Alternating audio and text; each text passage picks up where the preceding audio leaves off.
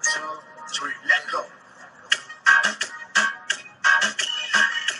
Soccer Senseis, Rodrigo Salazar, Elisa Artunda, Ellis Young Sanetti Artunda. What's up, man? How you doing? How's everything? Good, man. Just before we have on Sonya Kondratenko, she goes by Sonya Karate. She works for Kick, which is now rebranded as Kick. It used to be Kick TV. Love them. Do great work. They're affiliated with Copa 90, so I definitely want to talk to her about that. Wanted to mention that we are going to have an exhibit or a screening called Trequartistas here in New York City for Copa America.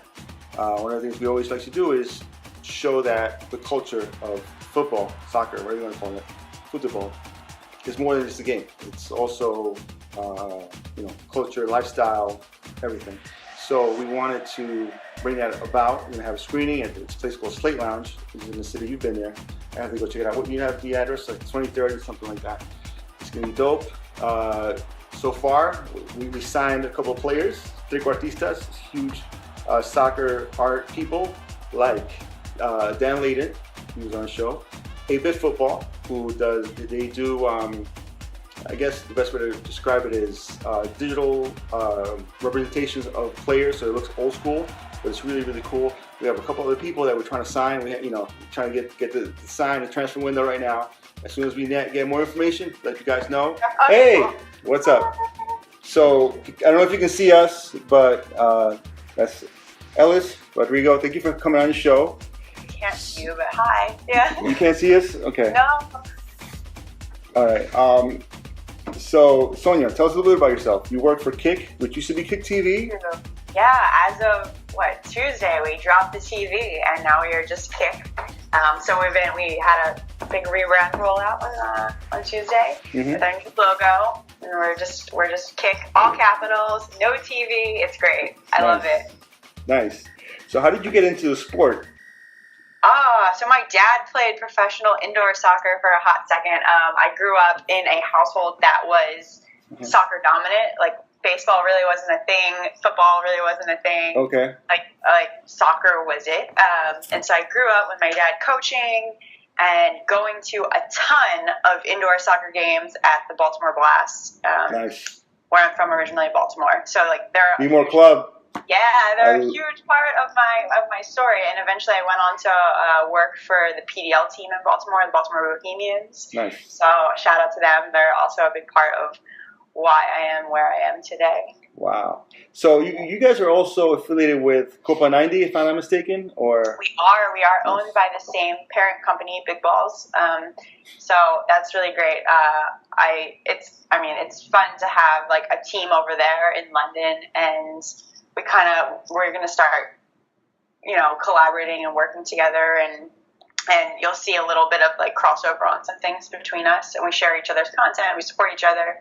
It's a good system we got. Nice. I love Copa 90. We had Eli Mangum on. Yeah, of course. Yeah, he's great. His favorite sitcom or show when he was growing up in Australia was King of Queens. Amazing. And when I told him that I'm from Queens, he's like, oh, you got to give me a tour, et cetera, et cetera. And talk about Queens, the kid that won the Copa 90 is Prez. Yeah. Cosmos. Yes. Amazing, right? And it's pretty great. Yeah, it's awesome. So I met Prez about a year ago at a Cosmos game through the magic of the internet, and we became good friends, and he's he's great. Yeah, so he already filed one report from Mexico, and like one of the the most dangerous place in the world to play soccer. Yeah, it was really cool. Yeah, no, and they brought back some more as kids from down there, and it's safe to say I'm pretty jealous. Nice. So, what are your teams like? Obviously, you're big into MLS, and what other leagues are you into? Oh man, well, DC United is my MLS team because we don't, that was what I had. That's what I had access to, and I was lucky as a kid. Like, we were one of the original MLS teams, so I adopted them from a pretty young age. They're my MLS team. Although, I live in New York. I don't always go to as many DC games as I would like to. I go to a lot of Red Bulls and NYCFC games.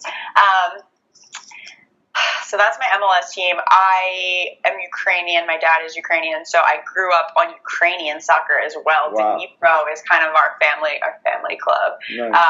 But I will take any Ukrainian soccer I can get. So like when Shakhtar, Dynamo Kiev are in Champions League, you know, that's my Champions League game of choice. I get some sketchy Ukrainian streams sent to me every now and then, so I can keep up with Ukrainian soccer. And Ukraine national team, obviously, like that'll be who I'm pulling for in Euros, and hopefully I'll be at Euros, and I will get to go to a Ukraine game or two. Nice. We're going to be out there as well, covering it. Nice. Probably Lens, Paris, and London. Myself, you're going to be everywhere because my friend over here, he's Albanian, so he's nice. crazy right now because they made it for the first time, and maybe the last time. No, I'm kidding. So he's, it's nuts. He's going to be, where are you going to be? You're going to be everywhere. Marseille, where else? Probably Marseille, Lyon. Okay. Show is over. I can't believe he said that. He's got to leave. I'm leaving the table.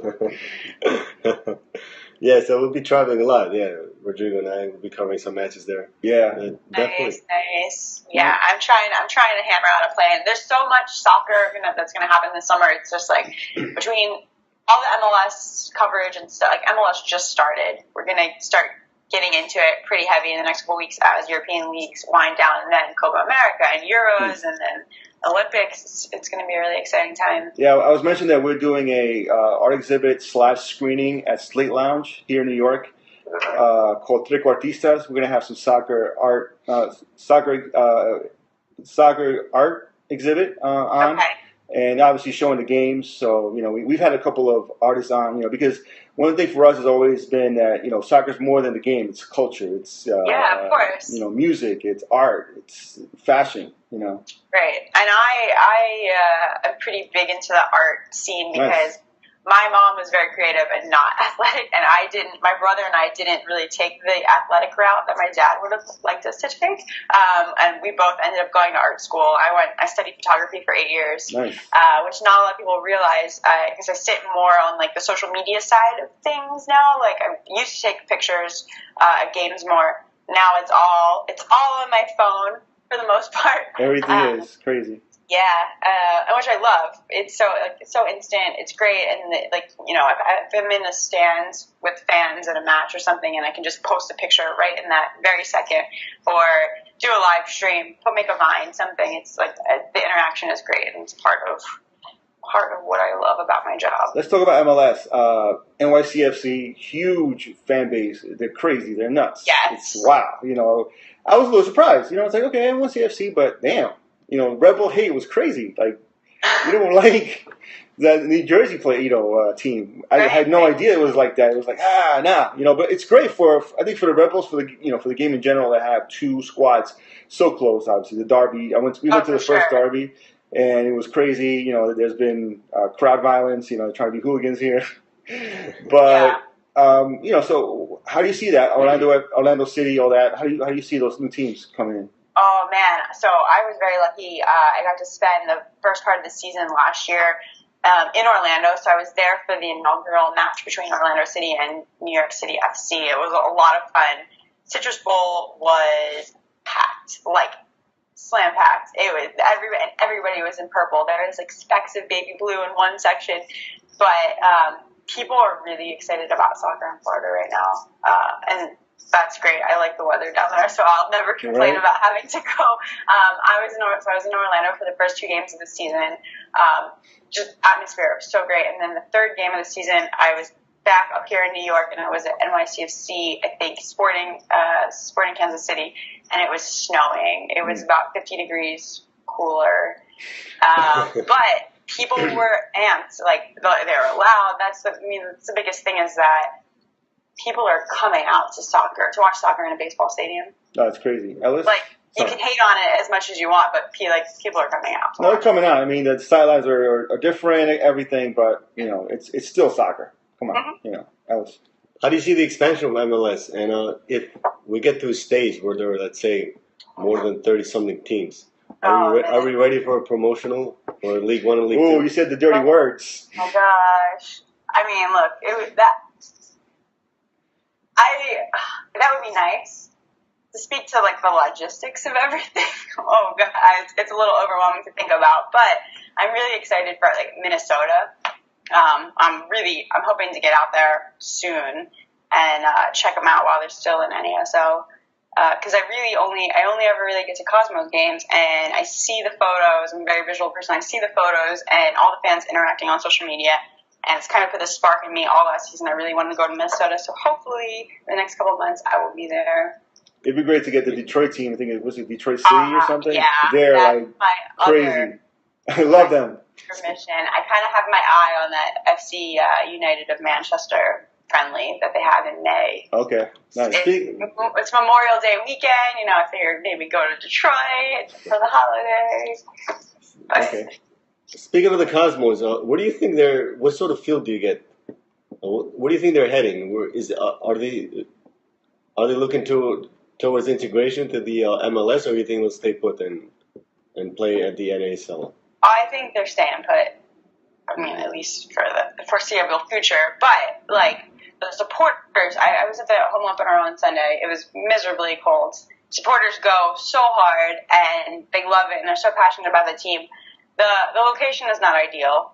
It's not the easiest place to get to. It's kind of frustrating, and I know like there's people who want to go, and the train ride and the shuttle bus, or like the potential of having to actually drive yourself out there, is not appealing. So it'd be nice for them to actually have a home, because it's like a lacrosse field technically that they play on.